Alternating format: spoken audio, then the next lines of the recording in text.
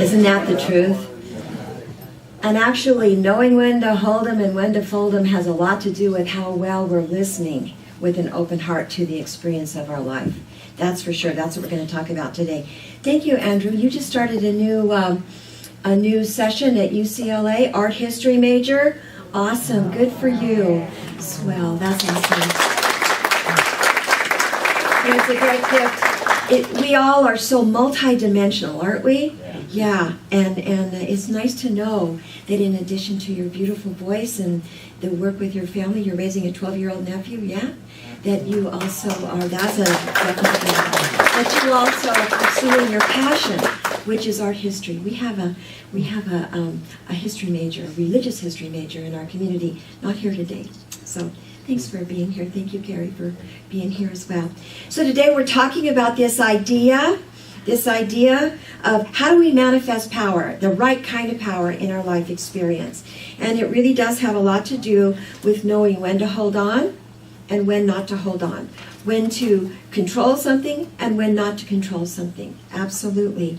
And so there are so many metaphors for this idea of power versus powerlessness. And today what we're going to talk about is a little different than you might expect.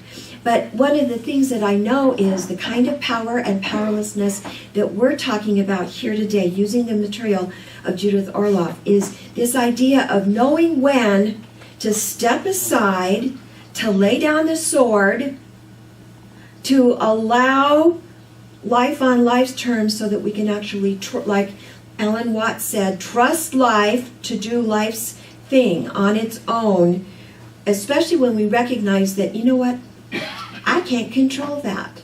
And most of the stuff in my life I know I can't control. I can't control other people. I can't control my relationships.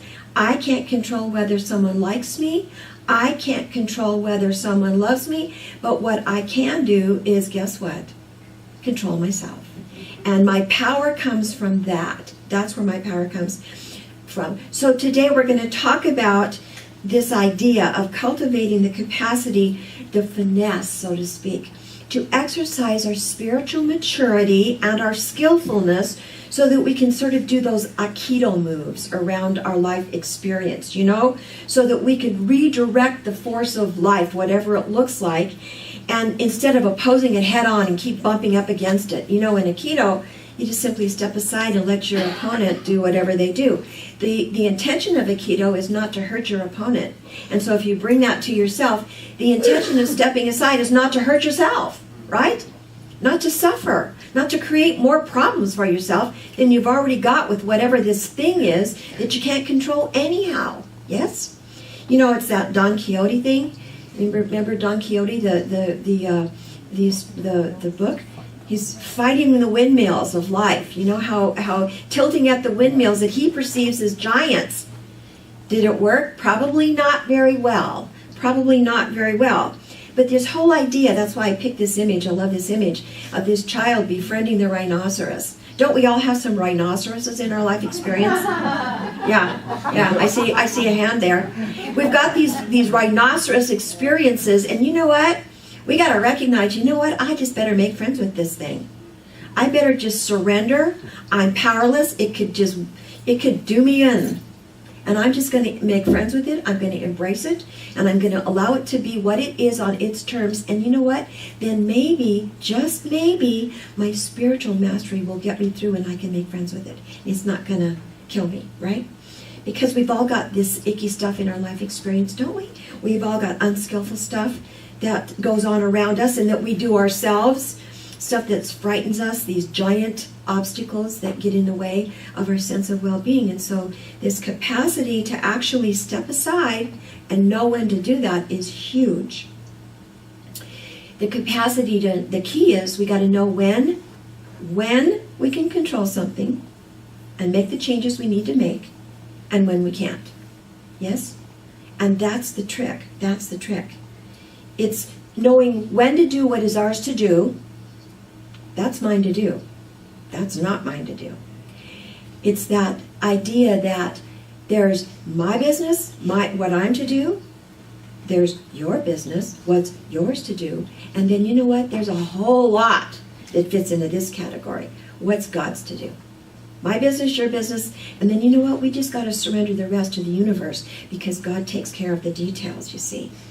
And there's really a lot of power in recognizing that, to admit our powerlessness in that way. It's not that we're a victim. It's not that we're a doormat, but it's a recognition and acceptance that we're not going to be able to control everything in life. It's the ultimate act of trust. It's the ultimate act of surrendered trust. Letting go and surrendering. In the 12-step program, it would be let go and let God.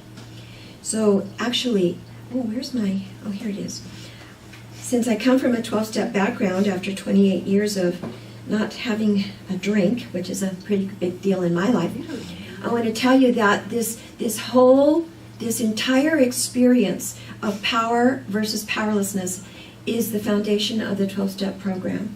I've carried this little card in my wallet for 28 years, and it's my anchor. And so when I get stressed or when things don't look, or I'm walking down the aisle in Costco and I see that Stolichnaya bottle, I go, better get out my card. It's that. And what it is it is the Serenity Prayer. If you know the Serenity Prayer, you can say it with me. God grant me the serenity to accept the things I cannot change, the courage to change the things I can, and the wisdom to know the difference, you see? And so, of course, if you're a 12-stepper, you've got some issues around some addiction or whatever. But I'm telling you, this pertains to all areas of our lives. This isn't just about alcohol or drugs or eating or sex or whatever that compulsion is. This is about life in general, because some of us are addicted to control. Some of us are addicted to wanting things to be our way. Isn't that the truth? And so this pertains to all of us. Now I want to say that this is not about giving up. It's not about, being a giant victim and just saying, rolling over and playing dead. It's not that at all. It's accepting that we have a potential to bring forth our power within these circumstances when we recognize our own limitations, when we recognize the universe is not going in that direction, when we recognize how things are actually showing up, life on life's terms. And then we recognize that we have the power within us. We are not powerless in this respect. We've got the power within us to make the changes that we need to make to transcend whatever that thing is that we want to try to control, whatever that thing is, you see. Because our real power is anchored in our divinity, in that energy of the divine that's within each and every one of us. That's where our power comes from. Now, this is what I know. We talked about this in one of our forgiveness classes the other day, and this question came up. And it's a valid question because it comes up all the time. If you work with people in the 12-step program, you know that this is an issue. A lot of people have trouble with this admitting powerlessness. Wait a minute. How many of you have had an inclination to go to one of Louise Hay's conferences? I can do it. The I can do it conferences. Yes, it's true. We can do things. And at the same time, there's tremendous power in recognizing when we can't. I can't make you love me. I can surrender to that. I can accept that. I can be loving, and I can release the expectation that you are going to love me, you see. But this idea, so I really do think that this idea of powerlessness is very misunderstood. If you're from a Christian tradition, this will ring a bell. Now I've changed the words a little bit, but Jesus says, I of myself can do nothing. It is the Father, the divinity within me that does it all. I don't do a darn thing. My little tiny ego self needs to give way to my big energy of my divine self. Because if I'm going to center in my ego stuff, my little self, it's not going to go very well. I got to get it that the surrender or the powerlessness that we're talking about is all about this little self. Because there's a greater plan. There's a bigger energy. And guess what? It's not out there. Nothing out there is going to fix me. Nothing out there is going to fix me. My fix comes from within here. I bring it from within out into the world. So really, if I'm not in touch with my divine self, if I'm not understanding that about myself, I'm probably going to be doing myself a disservice in trying to work with the stuff of my life experience. Because this power that I'm talking about, this power emanates from our consciousness itself, see? So David, go to the next image for me. Remember Don Quixote? I love this little cartoon.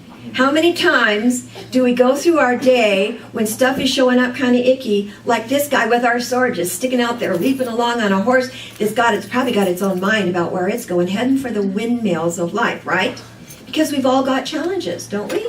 We've all got stuff going on. We've all got those giants or perceived giants, those places, those scary places in our lives where we're worried. You know, people, places, and situations that are out of our control, that get our attention, that are making us sort of collapse into our life experience. See, if we can actually surrender to whatever that stuff is, put down the gauntlet, put down the sword, lay down the shield, stop the horse, take a breath. See, when we accept that this is probably not the way to proceed through our life experience, it's not about being lazy. It's not about being like, a victim to our life experience. It's not about that at all. It's about the leap of faith that gives us the ability to trust the process, that there's something like Alan Watts said, that the universe has a plan, that there's a oneness about the way all of these things work together for good somehow. And usually I have no idea how. So that we recognize that these things that get in the way are obstacles, but they're not obstacles that we just, hit like this and don't know what to do with them. They're obstacles that we surrender to, like the child with the rhinoceros. We make friends with it so that we can learn how to grow through that. Be more loving, be more patient, drop some of our judgments, drop some of our opinions, drop some of the ways that I gotta be right. Drop some of our expectations. And then we have the courage, you see, to change some of the habits, and most of them are habits of thinking. Most of them are habits of thinking that have power over me. Don Quixote just thought the windmills were giants. They weren't at all. They were windmills. And this is the idea. So David, go back to the little girl with the rhinoceros for me. How do we befriend the rhinoceros of life? How do we do that? This is how. So this morning I brought my 3rd edition of the Big Book of Alcoholics Anonymous to share with you. And in advance, those of you who are 12-steppers, and especially if you are what I have sometimes called a 12-step Nazi, which means you take it word for word, I want to apologize to you in advance because I've sort of modified the wording of this so that it's more inclusive. So this is how it works. This is what we do. We admit we're powerless over things we can't control, that our lives are unmanageable when these thoughts come up. And then step 2 is we come to believe that a power greater than ourselves could restore us to sanity. Did you ever feel crazy when you're trying to control your life and it won't work? Did you ever feel like you're insane in your daily life experience? See, this idea of powerlessness, it's just that, I surrender to this. I can't control this. I can't control the way my body's acting right now. My body's doing what it's doing. I can't control the relationships in my life. They're doing what they're doing. I can't even control myself sometimes. Yes? Sometimes I'm unskillful and I got to take a breath and step back and make friends with that part of myself, you see. But when we get it, that there is a power greater than this little ego self that wants it my way, that there's this big self within, that this higher self, this divine self that can come forth in these experiences, guess what? The payoff for this is, and this is a payoff we all want, we don't have to worry so much, yes? When we recognize and we surrender to our experience, life on life's terms, we don't have to worry so much. We get to be more lighthearted, in the way we show up in life. We do not get so easily offended. Anybody get easily offended? The slightest little thing will tip us over the scale. We don't have to have everything our way.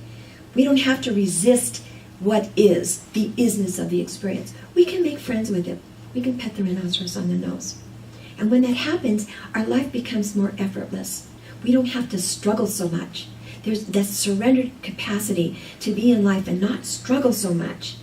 And know that we're able to create. We can change our thoughts. We can create our life, and we don't have to be a victim to whatever that thing is that we're trying to control. We claim our power within it. I love the idea that powerlessness and power is really a simple concept. It's just understanding our own potential within the experience, being clear about our own limits of the experience, whatever that is, people, places, situations, being clear about what that thing is showing us so that we can know, I better not try to control that. And then to tap into that capacity to transcend the experience so that we can make friends with it and love the life we're living. So as I close my part of the talk, just let go and let God. Thank you for listening.